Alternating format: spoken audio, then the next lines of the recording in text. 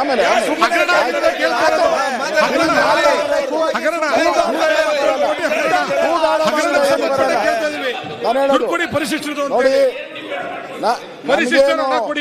ಕೃಷ್ಣ ಬೈರೇಗೌಡರ ಬಗ್ಗೆ ಆಗ್ಲಿ ಪ್ರಿಯಾಂಕಾ ಖರ್ಗೆ ಬಗ್ಗೆ ನಮ್ಗೇನು ವಿರೋಧ ಇಲ್ಲ.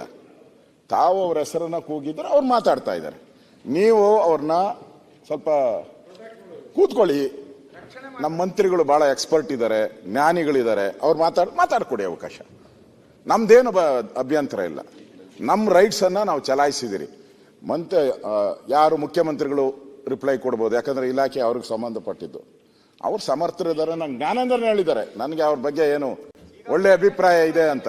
ಇಷ್ಟೆಲ್ಲ ಹೇಳಿದ ಮೇಲೂ ಕೂಡ ನೀವು ಹಿಂಗೆ ಮಾತಾಡಬೇಕು ಹಿಂಗೆ ಅಂತ ಹೇಳಿದ್ರೆ ಬರ್ದ್ ಕೊಟ್ಬಿಡಿ, ಎಲ್ಲ ಒಂದು ರಿಟರ್ನ್ ಬರ್ದ್ ಕೊಟ್ಬಿಡಿ.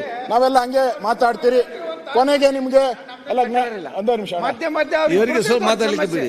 ಅಲ್ಲ, ಇಷ್ಟೊತ್ತು ಸದನ ಕರೆಕ್ಟ್ ಆಗಿ ನಡೀತಾ ಇತ್ತು. ಅವರಿಬ್ಬರು ಬಂದು ಪದೇ ಪದೇ ಮಾಡಿ ಸುಮ್ಮನೆ ವೇಸ್ಟ್, ಟೈಮ್ ವೇಸ್ಟ್ ಅಷ್ಟೇ.